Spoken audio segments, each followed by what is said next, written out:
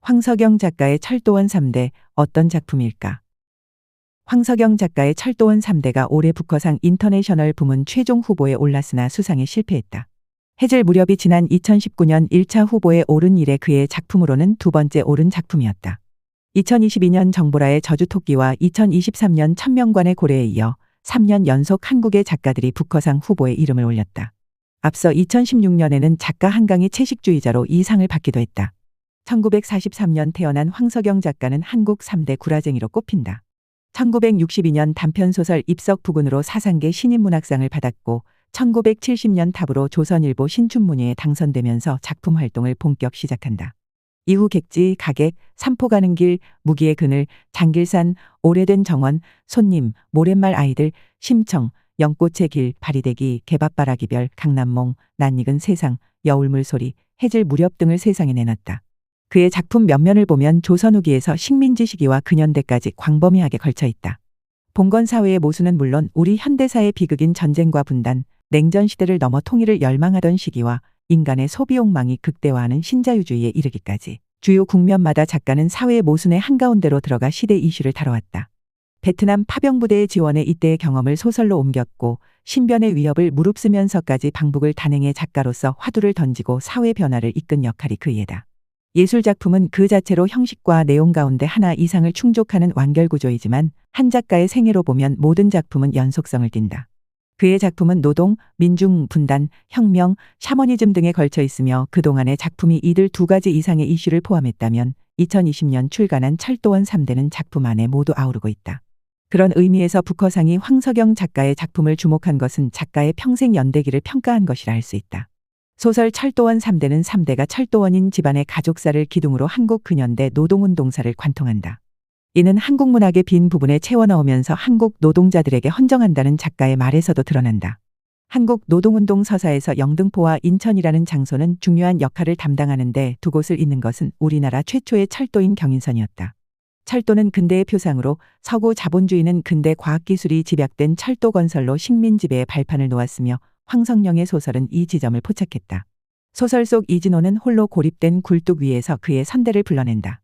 그는 철도원 3대의 후손으로 복직투쟁을 하느라 고공농성을 시작했다.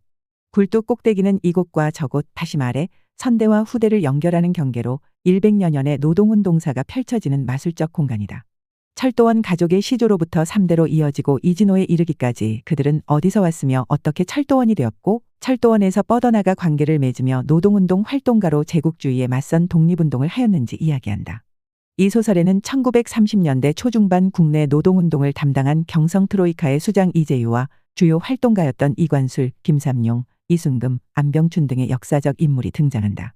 제대로 조명받지 못하던 뛰어난 활동가 이재유의 영웅서사가 소개되는가 하면 영등포 방직 공장 노동자들의 파업농성, 현장 활동가 김삼용의 점조직 활약, 이론가 박헌영의 자맹도 소설을 통해 엿볼 수 있다. 1931년 만주를 침략하고 1937년에 중일 전쟁을 일으킨 일본은 강경탄압 일변도였다. 독립운동가들이 속속 해외로 떠날 수밖에 없던 상황에서도 국내에 남은 이들은 형사와 밀정들의 물샐 틈 없는 감시망을 피해가면서 일제 당국과 일본 자본가들에 대항해 싸웠다. 철도원 집안의 두세와 한세를 축으로 하는 철도원 3대의 가족서사는 이들의 활약에 간섭하면서 박제된 역사적 기록에 숨을 불어넣는 역할을 한다. 그렇지만 가족서사와 노동운동사를 한 그릇 안에 조화롭게 담은 비법은 민담적 리얼리즘에 있으며 이를 끌어가는 중심에 여성서사가 있다. 민담적 리얼리즘은 민간 기억법으로서의 민담을 소설 그릇으로 삼은 성취를 말한다. 한편 민담은 작가의 표현대로라면 역사가 될 민중 생활사를 구라로 버무린 이야기다. 그런 의미에서 주목할 등장인물을 꼽자면 단연 주한댁이다. 주한은 우리나라 최초의 염전이 있던 곳으로 여기서 자란 연부의 딸 주한댁은 인천과 영등포를 잇는 상징적 인물이기도 하다. 주한댁과 이백만이 맺어진 일화는 유아와 해모수의 첫날 밤을 방불케 한다. 이백만이 골아떨어진 방으로 등 떠밀려 들어간 주한댁은 그와 결혼하는데 이는 만이 아저씨의 계략이었다. 그는 기술이 세상을 지배하리라는 해안으로 공작창 고원인 이백만에게 딸을 맡길 심산이었다. 장래의 사위에게 잔뜩 술을 먹인 그의 행위는 천재 해모수를 탐냈던 하백을 닮았다. 다른 점이라면 유아는 버려지지만 주한댁은 이백만과 결혼해 영등포로 이사하고 가정을 이루어 두세와 한세를 낳았다는 것이다. 철도원 3대에 등장하는 주요 장소로는 영등포와 인천, 만주가 있지만 이 가운데 가장 비중이 큰 곳은 아무래도 철도원 가족의 거주지이던 영등포다. 만주 장춘에서 태어난 황석영 작가는 1947년 영등포로 이주한 이후 1959년까지 12년을 살았으니 영등포는 그의 고향이라 할 수 있다. 그래서인지 툭하면 물에 잠기던 영등포랄지 시장이 들어서는 과정 등의 초기 풍경이 생생하다. 인천에서 새우젓이나 생선을 떼어온 주한댁은 영등포 시장이 막 형성될 무렵 그 안 귀퉁이에서 장사를 시작한다. 도무지 집안사에 관심 없는 남편을 대신해 가족을 살뜰히 보살피는 일도 그녀의 몫이었다. 그녀는 기골이 장대에 을충년 대홍수 때는 피신한 사람들을 먹여 살리는 기적을 보였다. 단명하는 바람에 주로 시누이인 마금이와 며느리 신금이의 입을 통해 전해지던 주한댁의 활약은 허무맹랑한 이야기일지언정 신통한 힘을 부려 엄혹한 시대를 지탱하는 숨구멍 역할을 한다. 이들 여성 서사는 주한댁에서 집안을 꿋꿋이 지켜낸 첫째 며느리 신금이로 이어지고 만주로 넘어간 둘째 며느리이자 활동가인 한여옥으로 갈려 미래를 기약하는 한편 신금이에서 이진호의 어머니인 윤복례로 내려온다.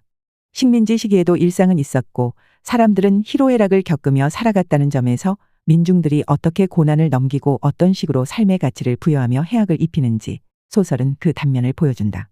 주한댁은 고구마 한 자루를 삶아 먹고 문지방의 대자로 뻗어 즉사한 뒤 퇴근한 남편 200만에 의해 발견된다. 비극적인 죽음의 희화화는 그 자체로는 의미를 알아채기 어렵지만 500명의 아들을 먹이려 죽을 끓이다 솥에 빠져 숨진 설문대할망의 면모라는 점에서 대모신 주한댁의 위상을 드러낸다. 주한댁은 사후에도 철도원 집안을 보듬으며 전설이 되어간다. 작가는 바라던 대로 한국 문학에 비어있는 노동운동사를 채워 넣었을 뿐더러 민담 기법으로 평면적인 근현대사의 생명을 불어넣는다. 소설 속 인물 김근식은 이런 말을 한다. 그런데 가끔 이상한 생각이 들더군요. 세상은 우리가 바라던 대로 이루어지진 않고 늘 미흡하거나 다른 모양으로 변하는 게 아닌가. 그것도 시간이 무척 오래 지나서야 그러더군요. 장구한 세월에 비하면 우리는 먼지 같은 흔적에 지나지 않아요. 소설에서 타고난 대중활동가이던 김근식은 누구보다 민심을 잘 파악하는 사람이었다. 그가 말하는 세상 이치는 지루할 정도로 반복되는 이야기 속에서 변화를 꾀하는 민담과도 다르지 않다. 김근식의 말대로라면 세상은 아기가 짱짱하게 맞아 돌아가지 않으며 작가가 지향하는 소설 역시 촘촘히 짠 듯 느슨하게 풀어진 구조일 것이다. 치열한 창작 활동의 20고개를 넘어 도달한 자리에서 대작가가 하고 싶은 말도 이런 것 아니었을까? 철도원 가족사인 만큼 소설에는 철도원 형제가 힘을 합하는 첩보작전도 등장한다. 신의주에서 경성까지 경의선을 이용해 김 선생을 모셔오는 특급작전이었다. 연평도 연안을 거쳐 개성에 닿고 신의주, 의주, 서울로 돌아오는 경로였다. 수륙 양면작전이었으나 핵심은 열차였고 한세가 운전하는 히카리호의 화물칸을 이용했으니 서슬퍼런 식민지하에서 적의 심장 한가운데를 통과한 쾌거였다. 황석영 작가는 방북 당시 철도원 기관사이던 노인을 만나면서 철도원 3대를 구상했다고 밝혔다.